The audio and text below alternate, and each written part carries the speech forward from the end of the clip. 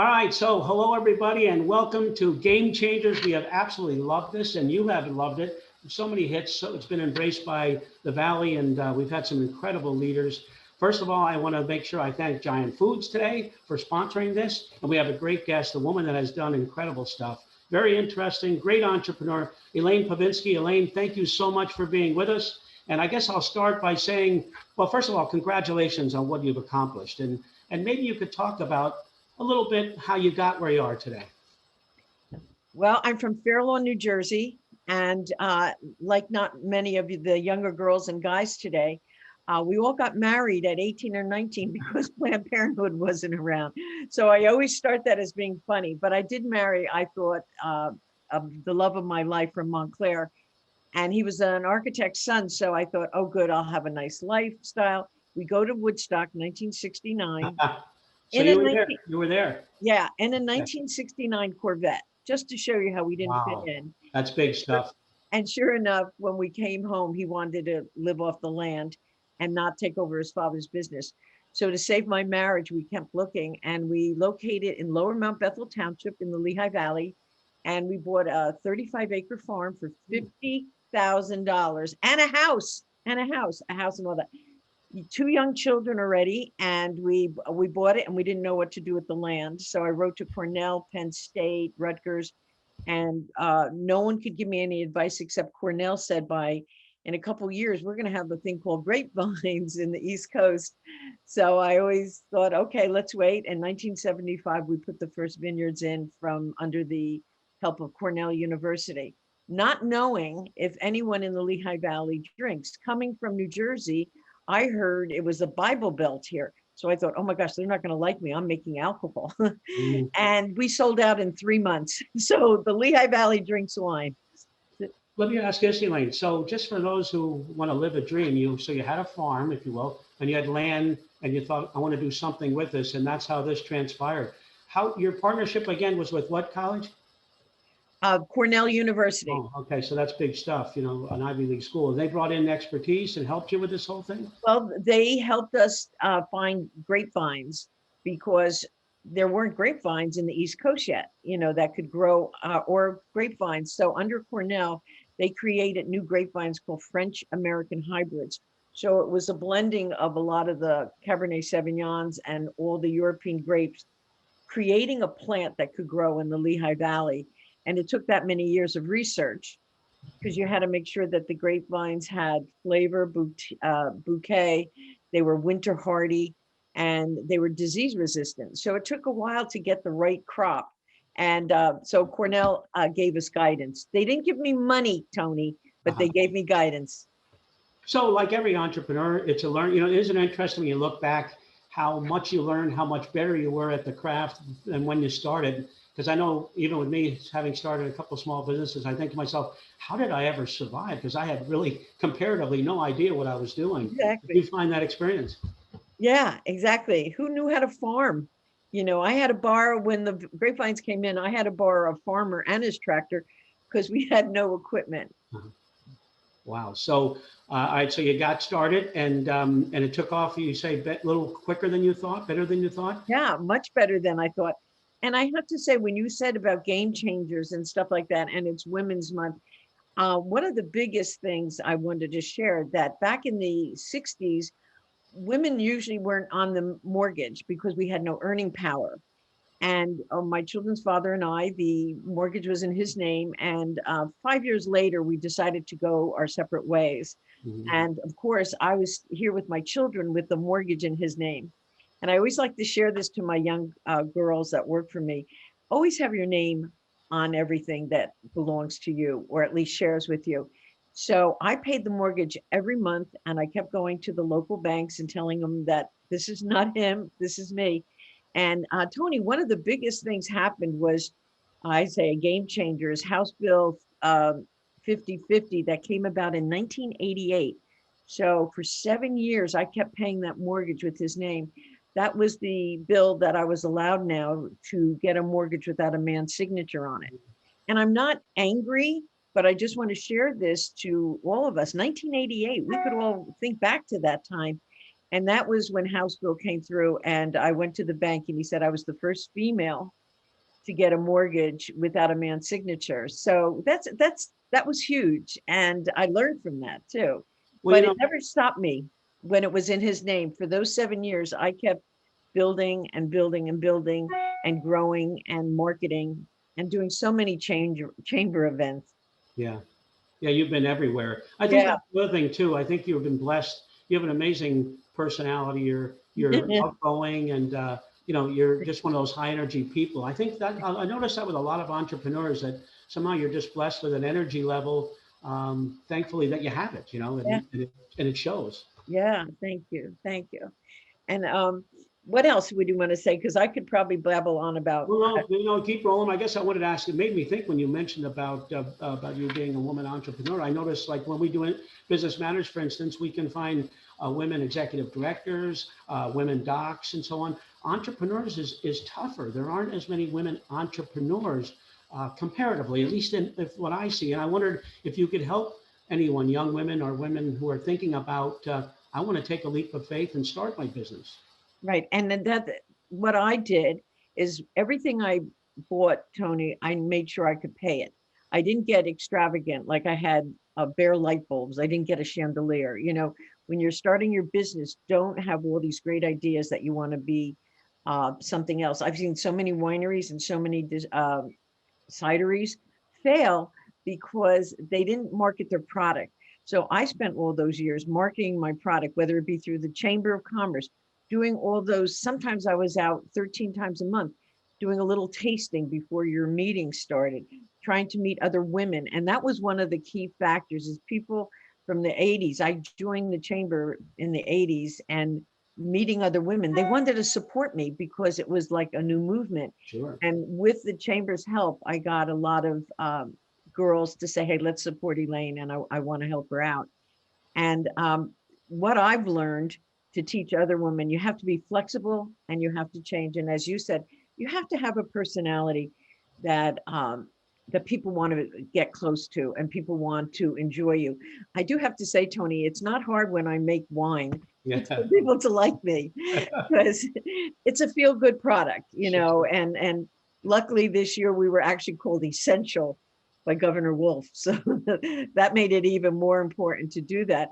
But when I think of the years to just teach girls out more or less what to go in and just you have to feel that it factor inside you that with some business sense. It would have been nice to have more business classes. I enjoy reading Ann Baum's book about, how not to make mistakes and you learn from them type thing.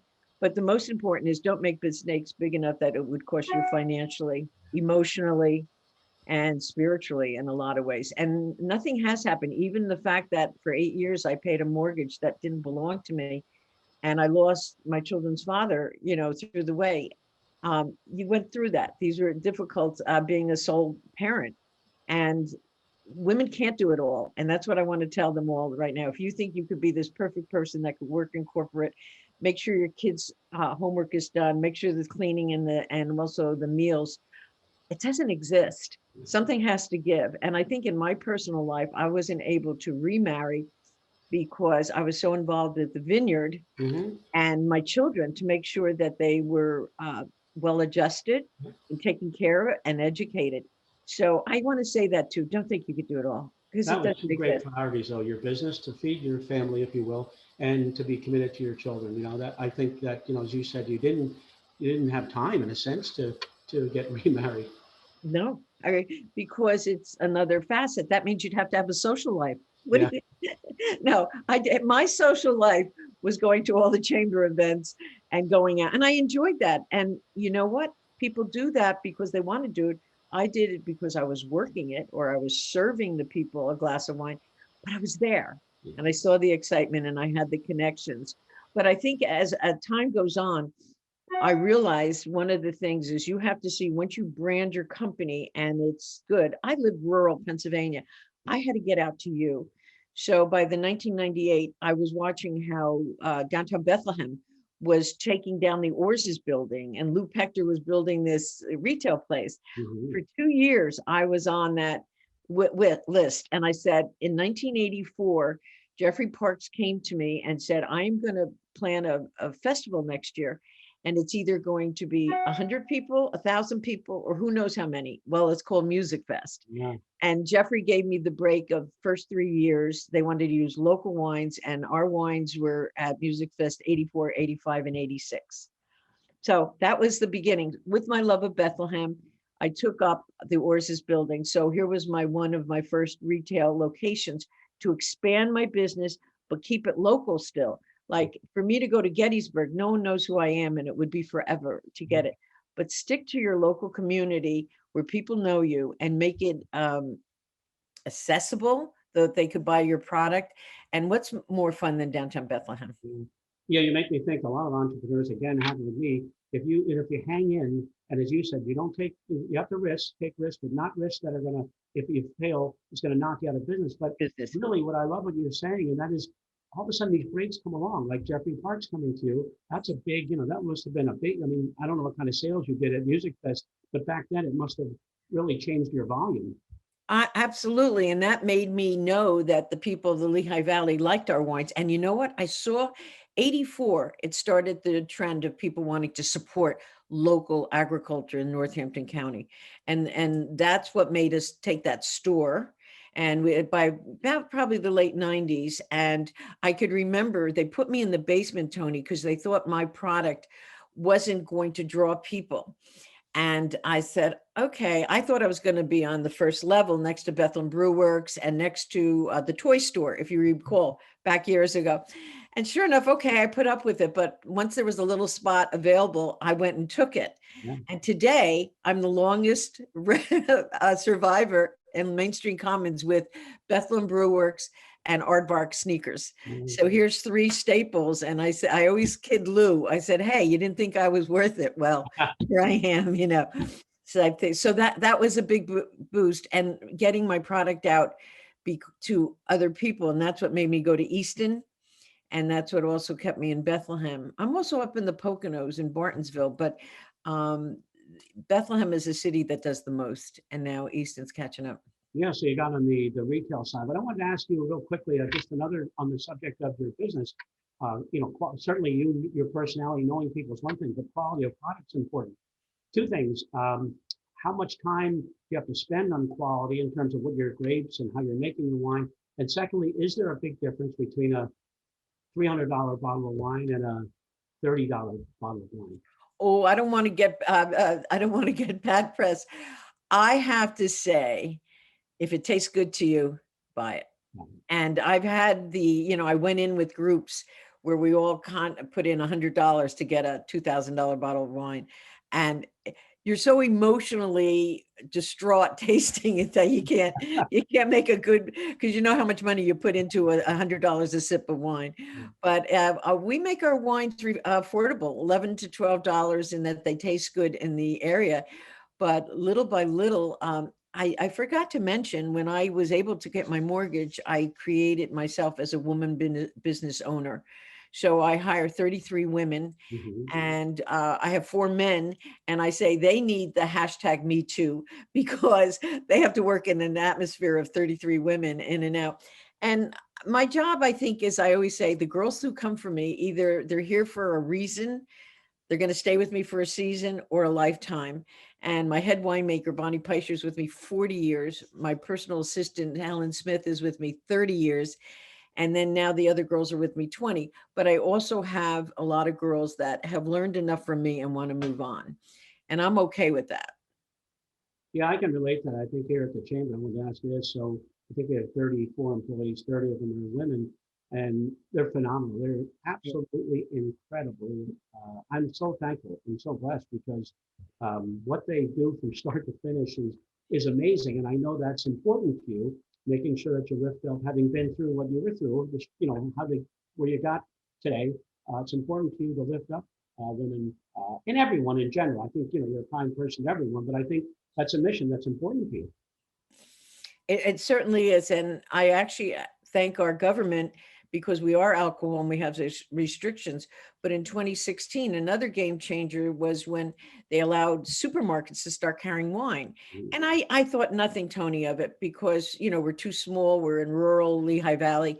And sure enough, Wegmans contacted Adam Flatt, my son, and he went up to Rochester and he told them to carry Sir Walter's Red. It's a Concord wine. It's just a table wine. And they said, all right, we will. And 2016, Wegmans took every local winery and gave them the opportunity to sell in their store. After 1 month, then they weed you out. If your minds aren't moving, they weed you out. By 1 month later, they called me and said, I was the highest selling wine in the Lehigh Valley, which was Allentown, Bethlehem, and Easton. We want to take you statewide. Another game changer. And Adam said, okay, by May 1st, they said, we want you in every Wegmans across the state of Pennsylvania, which is about 17. And Adam came home and told me that. I said, how the heck are we going to do it? That's a big order. And you don't want to be refused, like say, oh, I'm sorry, Wegmans, we can't supply you this week. We don't have the wine. So this is what I call God's grace. The weather was good. So I got a builder to build me a warehouse. Tanks were coming from Bulgaria that a winery couldn't afford. I was able to purchase them. And Welch's grape juice had enough Concord of a bountiful year that I was able. And that's where everything came together. And by May 1st, we were in 17 Wegmans. And boy, was that a game changer, because now we're into distribution, Tony. And see how little steps, you're sitting at a chamber hoping you'll sell one bottle of wine. And fast forward in 2018, 2017, you have tractor trailers delivering to Wegmans, to Weiss's, to Giant with your wine, only in Pennsylvania, but that's wonderful. So that brought me a lot of headaches, because I had to look about buying a tractor trailer to get my wine there. And sure enough, we just bought a Mack truck. So I'm supporting Allentown to get our wines to the local supermarkets. So in a sense, you grew just big enough that it wasn't too, sometimes you can grow too fast, too much. Yes. And Pennsylvania alone, 17 stores, probably just a perfect amount of growth. Right. And I have to say, growing it does have growing pains, just getting more staff on and getting the right staff. And even though the unemployment is low, I'm having a lot of hard time finding people who really want to engage in a good. I could hire more people immediately. And my seller, working in the winery, I want to hire more people. And then with COVID coming, we were so blessed that a group of women got together all over the country and called themselves the Sisterhood of the Traveling Wine Bottles. Oh. And they gave it to their friends, a bottle of wine. And somehow Franklin Hill got on that list. And it brought everyone back off of furlough. And my sales this year a double-digit increase because of COVID. I want to ask you, Elaine, before I have Lauren come and ask a couple of questions. I can just tell, maybe you could share the deeper you. I can tell you've talked about things happening, you've been blessed, and where do you get your strength? Just because it's not easy doing what you do, and it hasn't always been easy. But where do you get that strength? And you're so good with that question. You're right. I could cry over that question, because sometimes when you're in business, I'm in business 45 years. I'm going to be 73 in March, and I'm just starting. I have so many great things. Where do I get the strength? It has to be some of my DNA. And everyone needs mentors to talk to. I have a great family. My sister is in HR for big hospitals, and we sit down and talk about that. And I have my accountant I talk to, because she runs so many businesses, and just a few good friends. You don't want to tell your story to too many people, but, for help. But Yeah. Everyone needs a mentor. And my son, Adam, owns Social Still. And he said to me, Mom, we have to be so careful, because we do things wrong, but there's no one to reprimand us. And we have to be careful that we both check with each other. That was wrong what you did. Or how did you miss that payment? You need balances and checks. And that's why, as you said, everyone has to be a mentor. And that has helped me. Meditating is like the hottest new drink, to sit and really think. Do you meditate?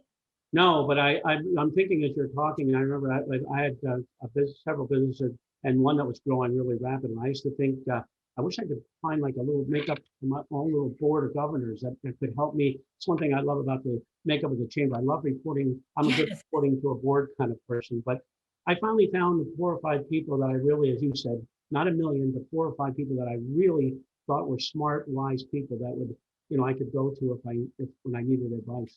Because of all the pressure you have, you need someone that you could share with, and they are not going to spread the word. They're not going to say, oh, Tony's weak or Elaine's weak. These are people that want to build you up, and you are also building them up. That's a very good everyone needs a mentor or someone to back them up when you're in business. You can't do it alone. Yeah, but again, you'll be blessed with an amazing personality. I'm going to bring Lauren in because she's going to ask you a couple very cool questions. So Lauren, it is all yours. She's amazing. Obviously, you can tell by listening. So you're teed up and ready to go. I can. Thank you so much, Tony. Elaine, it's so great to see you. And it has been so amazing hearing the story of Franklin Hill Vineyards. You talked about at your stage having mentors and how important that is. And I think it's an amazing perspective because as a young professional, we hear the importance of mentorship all the time. And I can tell mentorship is really important to you. I know you've participated in the Women's Business Council Women to Women mentoring. So I was wondering if you could share your favorite experience from that mentorship program. I have to say, in that program, I also enrolled many of my girls so that they could be mentored, and also for you to be with girls your same age or people that are in your level that you both can talk. And that program I would recommend every year. I'm hoping it goes back to not virtual. I want it to go back live, which it will. I think this fall or the next time it'll go. But everyone needs help. And I think the enjoyment of being able to talk to a person that isn't, I always call it my belly button family, someone that knows me in and out. It's nice to talk to other women, and they keep it exclusive, that they don't share your stories or gossip about you. And that's the most important thing, to be open and to really, I think, as I said to Tony, women have to realize, and we're so good at everything we do, we can't do it all though. No, that's great advice. And that's definitely something you said earlier that has resonated with me and that I'm going to carry through. Good. So my next question for you, I know you mentioned that you're a single mother, and I'm someone who is also raised by a single mother. So I can attest firsthand that single moms are superheroes. You are absolutely amazing. I'm really curious, are there any qualities from your experience as a single mom that you think helped shape you into the successful businesswoman that you are? Let me just think right away. As a single mother with all that. Well, at least when you had a focus outside of the business, I had 2 children to work with. And I think one thing, my hard work, I always say I was a good provider. And, if you had to pick, if you were a man or a woman, I do much better being in a men's role, which means I am, in old fashioned ways, I'm the earner. I make sure the kids are safe. I make sure they're taken care of. So as a single mom, uh, raising 2 children, I hope I instilled in them my work ethic. And a lot of times I'd be down in the winery and I'm racking tanks, and it would take 5 hours. Well, they were up doing their homework, and then they would give me a signal, because in those days we didn't have cell phones. They'd give me a signal that you better come up and check my homework, like that. And I think my children both are very, very successful. They're entrepreneurs on their own. Obviously, Adam opened the first distillery, and my daughter is in cannabis, which is huge in the CBD line. And I was going to tell Tony that. He said, "What makes you so balanced?" My CBD every day, no THC because I'm too old, but definitely the cannabidiol system to have it balanced has helped me very much with calmness. But back to that is, I never thought my children saw my work ethic, and they did, because and you didn't have to yell at them and tell them to do that. And another thing is, I spoiled my children and gave them the best of everything, so that if they did misbehave, I took everything away from them. Bought them a car. If I caught them with alcohol in their breath, I took the car away. I made them want nice things. I can so relate to that, by the way. I'm going to let Lauren, we're way over time. She's going to sign off, but I just want to say this, Elaine, real quickly, then turn over to Lauren. I was thinking as you were talking thank you, first of all. We could go on for an hour with I you. know. But one thing I really, really enjoy about you, besides your personality, given your success, there is no pretense with you. You're just who you are. And I think people really like that. You're just a hardworking person full of energy and kindness and no pretense. So I appreciate that. Thank And you. everything you've done for the chamber, for the Lehigh Valley. You're an incredible woman. That's a very nice compliment. Thank you, Tony. And coming from you, because you've met so many people in life. So thank you. Lauren, it's all yours. Thank you, Tony. And thank you so much, Elaine. Echoing Tony, I feel like I could have sat and talked with you for hours. So thank you so We much. always could. You and I always have a good time talking. Oh, yes, definitely. Well, we really appreciate you joining us today and being such an amazing partner to the Chamber with all the different events and initiatives that we do and the mentorship that you offer. It's been a pleasure hearing your story and learning more about the history of Franklin Hill Vineyard. So thank you so much again. You really are changing the game for our community. To our viewers at home, I hope that you enjoyed this installment of Game Changers, and we look forward to connecting with you next time. Be sure to stay tuned on our social media pages for the next episode, and we'll see you then.